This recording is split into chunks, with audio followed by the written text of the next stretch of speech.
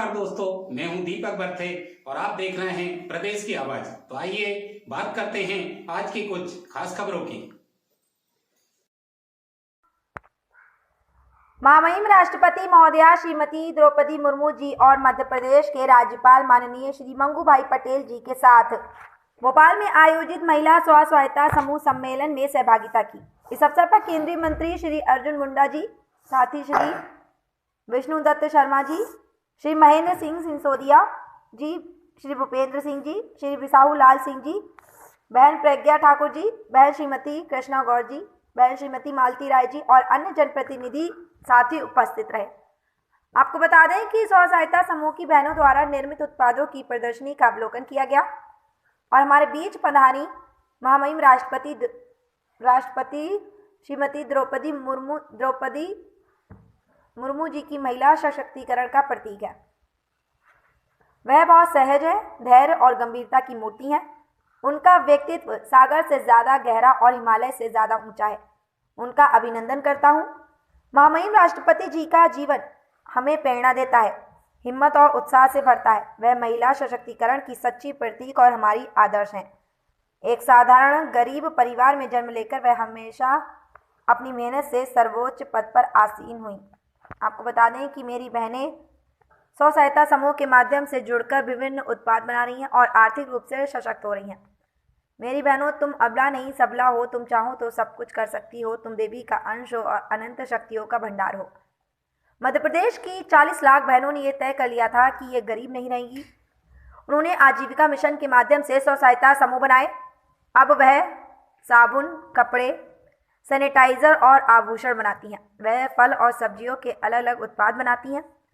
महामहिम राष्ट्रपति महोदया जी के सामने मेरी बहनों ने संकल्प लो कि आप अपनी मेहनत से नया इतिहास रचोगी, बेटा बेटी में कोई फर्क नहीं करोगी और नशा मुक्त गांव बनाने में भी अधिकतम योगदान दोगी। प्रदेश की आवाज के लिए दीपक बर्थे की रिपोर्ट। की जिंदगी में सबसे बड़ी कोई तकलीफ होती है तो वो तकलीफ होती है पति का ना रहना। टूट जाती है महिला और सोचती है अब मैं क्या करूंगी, जिंदगी पहाड़ हो गई। लेकिन हमारी राष्ट्रपति जी ने ये कष्ट झेला, ये दुख का पहाड़ झेला, लेकिन टूटी नहीं, रुकी नहीं। और उसके बाद आप कल्पना करो, अगर बेटा भी चला जाए तो दिल पे क्या गुजरती होगी। मन में लगता है कि अब जिंदगी में रखा क्या है। लेकिन इसके बाद भी ये दुख का पहाड़ भी झेला हमारी राष्ट्रपति जी ने, फिर भी झुकी नहीं, टूटी नहीं, रुकी नहीं। अभी चलती रही, चलती रही, चलती रही।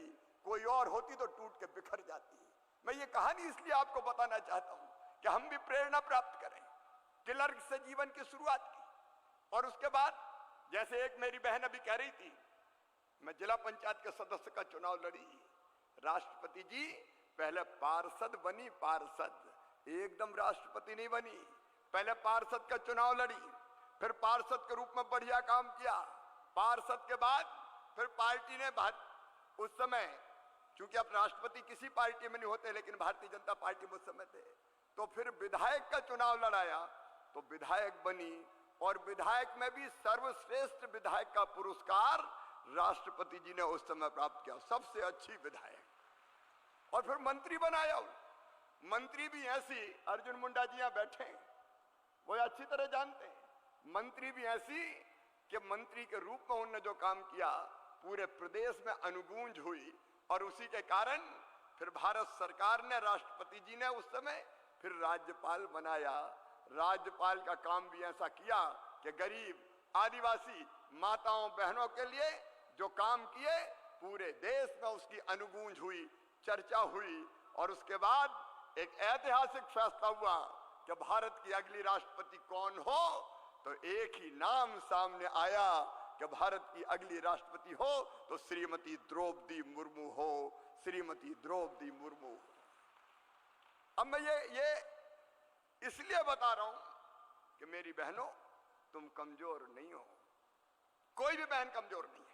अगर वो ठान ले तो हिम्मत और मेहनत से आगे बढ़ के दुनिया में चमत्कार कर सकती है। तुम अबला नहीं हो, तुम सबला हो, तुम चाहो तो सब कुछ कर सकती हो।